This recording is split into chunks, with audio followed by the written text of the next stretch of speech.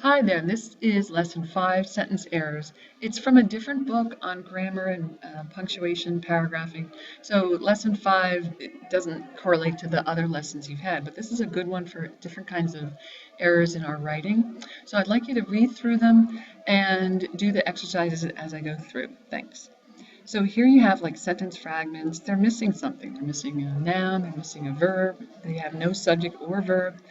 And they're going to be noted as frag, F-R-A-G, in your writing. And if you're not sure, just make sure that you can underline subject once and verb twice as you're editing your own work. So we're scrolling through, pause as you need to, and when you get to activity 1, you're going to be doing the following. You want to revise each fragment to be a complete sentence. You need to add whatever words are necessary. So there's not one correct way of doing this as long as what you have is a complete sentence. So pause your screen when you need to, but you're going to be doing all these activities, I believe it's 1 through 10, on a separate sheet of paper. Now there's a question and answer portion, and they're going to be recalling your knowledge of subordinate and main clauses. So the question answer is, a subordinate clause has a subject and verb, but can it stand alone? And the answer is no. It needs other words for completion. So when I want to go to a movie, it has a subject and a verb, but it's not complete. It's only a subordinate clause needing the main clause, I check the movie listings to complete it. So read through these question answers.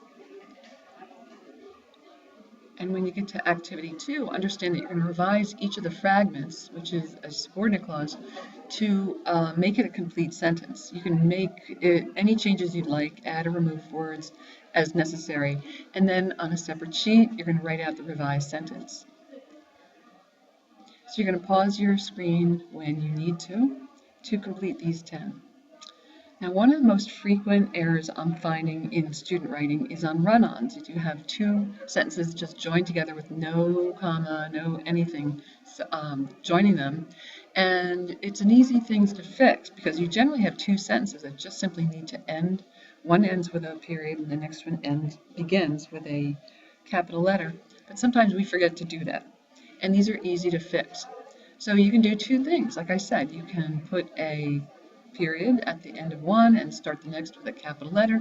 You can also do, as I see here in the question answer, you can correct it on the one that says correct, above the number 60 there. You can simply put a semicolon in, which makes it kind of a legal run-on. Okay? You can also use the fanboys, as you see here above activity 3's exercises. So there's a lot of different ways to correct them.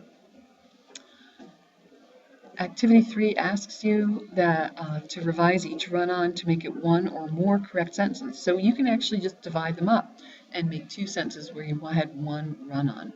So you're going to be doing 1 through 10 of this, and you're going to be pausing your screen whenever you need to. And I'm going to reveal the next little mini lesson, which is comma splices. A comma splice is the most common sort of error that I see. It's where you join two sentences with a comma, and really you need to put one of those fanboy conjunctions in to make it properly joined.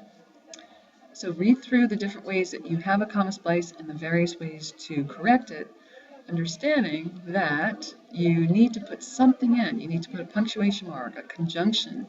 You need to add a subordinate clause you need to add a main clause to the subordinate clause if need be. So you're going to be doing these exercises which follow in activity 4, revising each comma splice to be one or more correct sentence. So there's no one correct way you need to do it, as long as what you have is grammatically correct. So pausing your screen when you need to complete these exercises on a separate sheet of paper.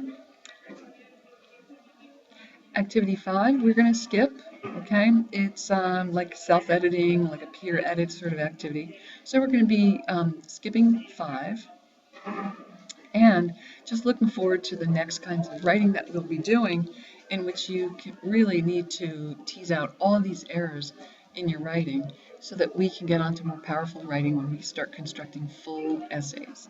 Okay, that's all I've got. I'll see you in class.